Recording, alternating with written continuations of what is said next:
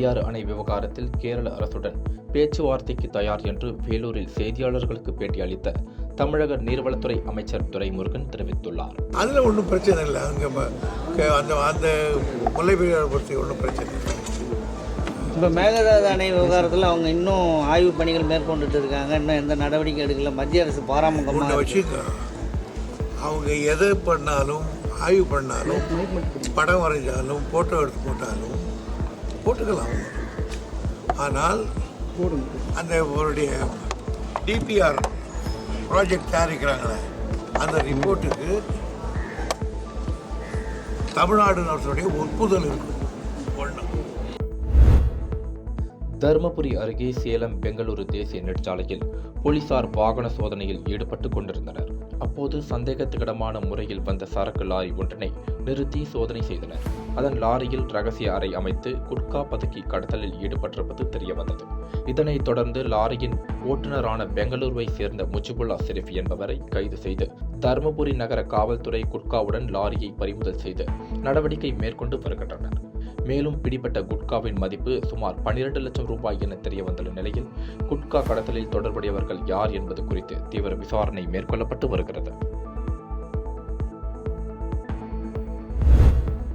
கிருஷ்ணகிரி மாவட்டம் ஓசூர் அடுத்த கொத்தப்பள்ளி கிராமத்தை சேர்ந்தவர் முதியவர் சீனிவாசன். இவர் செம்மறி ஆடுகள் வளர்ப்பில் ஈடுபட்டு வருகிறார். இந்த நிலையில் நேற்றிரவு சீனிவாசன் அமைத்திருந்த ஆட்டு கொட்டகைக்குள் நுழைந்த தெருநாய்க்கள் செம்மறி ஆடுகளை கடித்து குதறியுள்ளன. ஆடுகளின் சத்தத்தை கேட்டு அங்கு வந்த பொதுமக்கள் நாய்களை விரட்டியுள்ளனர். இருப்பினும் நாய்கள் கடித்ததில் 13 செம்மறி ஆடுகள் உயிரிழந்தன. இந்த நிலையில் தங்களது வாழ்வாதாரம் பாதிக்கப்பட்டுள்ளதாக வேதனை தெரிவிக்கும் முதியவர் இழப்பீடு வழங்க அரசுக்கு கோரிக்கை விடுத்துள்ளார். புதுச்சேரி காலப்பட்டு மத்திய சிறையில் 300க்கும் மேற்பட்ட தண்டனை மற்றும் விசாரணை கைதிகள் அடைக்கப்பட்டுள்ளனர். அங்கு கைதிகளுக்கு மறுவாழ்வு அளிக்கும் பல்வேறு திட்டங்கள் சிறையில் மேற்கொள்ளப்பட்டு வருகிறது.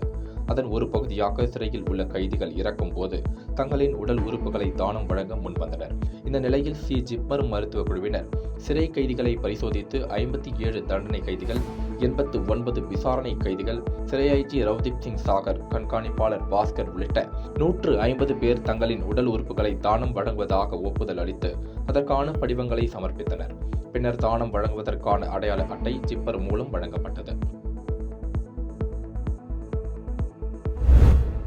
திருப்பதி ஏழுமலையான் கோவிலில் விஐபி தரிசனத்தின் மூலம் நடிகர் தனுஷ் ஏழுமலையானை வழிபட்டார். தரிசனத்திற்கு பின் ரங்கநாயக மண்டபத்தில் வேத பண்டிதர்கள் வேத ஆசீர்வாதம் அளித்தனர். கோவில் நிர்வாகிகள் அவருக்கு பட்டு வஸ்திரம் அணிவித்து தீர்த்த பிரசாதங்கள் வழங்கினர்.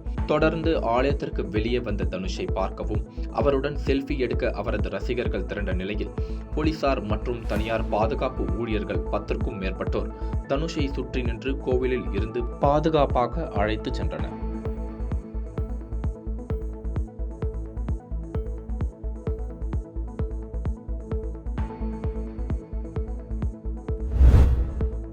ஈரோடு மாவட்ட நில முகவர்கள் மற்றும் தரகர்கள் சங்கத்தினர் வீட்டு வசதி, மதுவிலக்கு மற்றும் ஆயுத்திருவுத்துறை அமைச்சரிடம் மனு கொடுத்தனர். அதில் எங்கள் சங்கத்தில் 100க்கும் மேற்பட்ட நிலத்தரகர்கள் உறுப்பினர்களாக இருக்கின்றனர். நாங்கள் ஈரோடு சுற்று வட்டார பகுதிகளில் பூமி, மனை, வீடு ஆகியவற்றை விற்பவர்களுக்கும் வாங்குபவர்களுக்கும் இடையே விலை நிர்ணயம் செய்து கிரயம் செய்து அதற்குரிய நியாயமான கமிஷனை பெற்றுத் தருமாறு கோரிக்கை மனு அளித்தனர். விருதுநகர் மாவட்டம் அருப்புக்கோட்டை திருசுழி சாலையில் செயல்பட்டு வந்த சார் பதிவாளர் அலுவலகம் இடிக்கப்பட்டு அங்கு புதிதாக ரூபாய் 1,86 லட்சம் மதிப்பில் வணிக வரி மற்றும் பத்திரப்பதிவுத்துறை சார் பதிவாளர் அலுவலகம் கட்டப்பட்டு உள்ளது. இந்த புதிய கட்டிடத்திற்கு அடிக்கல் நாட்டு விழா நிகழ்ச்சியில் வருவாய் மற்றும் பேரிடர் மேலாண்மை துறை அமைச்சர் KKS ராமச்சந்திரன் கலந்து கொண்டு புதிய அலுவலகம் கட்டுவதற்காக பூமி பூஜை செய்து அடிக்கல் நாட்டி பணிகளை துவக்கி வைத்தார். அதனைத் தொடர்ந்து பணிகள் குறித்து அதிகாரிகளிடம் அமைச்சர் கேட்டறிந்ததோடு பொதுமக்களிடம் கோரிக்கை மனுக்களையும் பெற்றார்.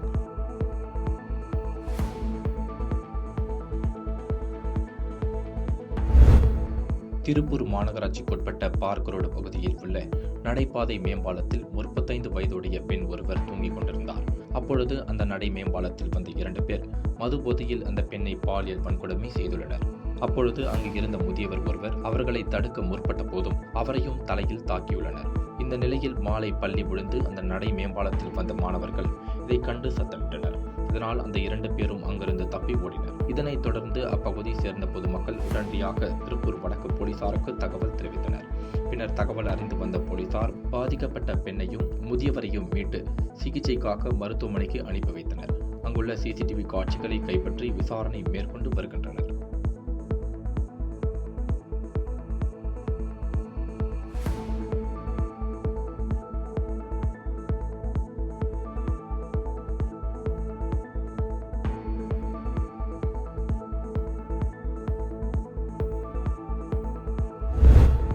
தஞ்சாவூர் மாவட்டம் கும்பகோணம் அருகே பாபநாசம் தாலுகா நெடுந்தெரு புது காலனியில் வசித்து வருபவர் காசிநாதன். இவரது மகள் கௌரிபிரியா நர்சிங் படித்து முடித்துள்ளார். இந்நிலையில் இவர் பாபநாசம் அருகே வயல் பகுதியில் மாடு மேய்த்துக் கொண்டிருந்தார். அப்போது அந்த பகுதியில் ரயில் வருவதை கவனிக்காமல் தண்டவாளத்தை கடக்க முயற்சி செய்த போது ரயில் எதிர்பாராத விதமாக கௌரிபிரியா மீது மோதியது. இதில் கௌரிபிரியா சம்பவ இடத்திலேயே பரிதாபமாக உயிரிழந்தார். பின்னர் தகவல் அறிந்து வந்த தஞ்சாவூர் ரயில்வே காவல்துறையினர் உடலை கைப்பற்றி பிரேத பரிசோதனைக்காக மருத்துவமனைக்கு அனுப்பி வைத்து விசாரணை மேற்கொண்டு வருகின்றனர்.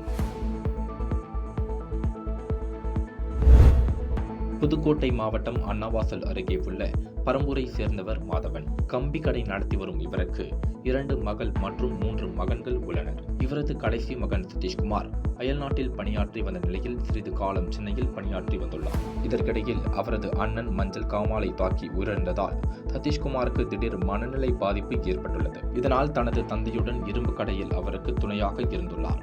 மனநலம் பாதிப்புக்கு மாத்திரை கொண்டு வந்த அவர் சில நாட்களாக மாத்திரை எடுக்கவில்லை என கூறப்படுகிறது. இந்த நிலையில் வீட்டில் இருந்த தந்தையிடம் சதீஷ்குமார் செலவிற்கு பணம் கேட்டு தகராறில் ஈடுபட்டுள்ளார். தர மறுத்த தந்தை மாதவனை அருவாளால் வெட்ட முயன்றுள்ளார். இதற்கு பயந்து வீட்டில் இருந்து வெளியே சாலைக்கு ஓடி வந்த தந்தையை துரத்தி வந்து சதீஷ்குமார் அரிவாளால் வெட்டி கொலை செய்துவிட்டு சாவகாசமாக வீட்டுக்குள் போய் அமர்ந்து விட்டார். தகவல் அறிந்து வந்த அன்னவாசல் போலீசார் சதீஷ்குமாரை கைது செய்து விசாரணை மேற்கொண்டு வருகின்றனர்.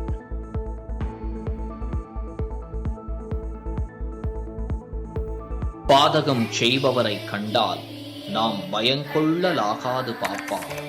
மோதி மிதித்து விடு பாப்பா, அவர் முகத்தில் உமிழ்ந்து விடு பாப்பா. அண்மை செய்திகளை உடனுக்குடன் தெரிந்து கொள்ள இணைந்திருங்கள் இயம்நாடு தொலைக்காட்சியுடன்.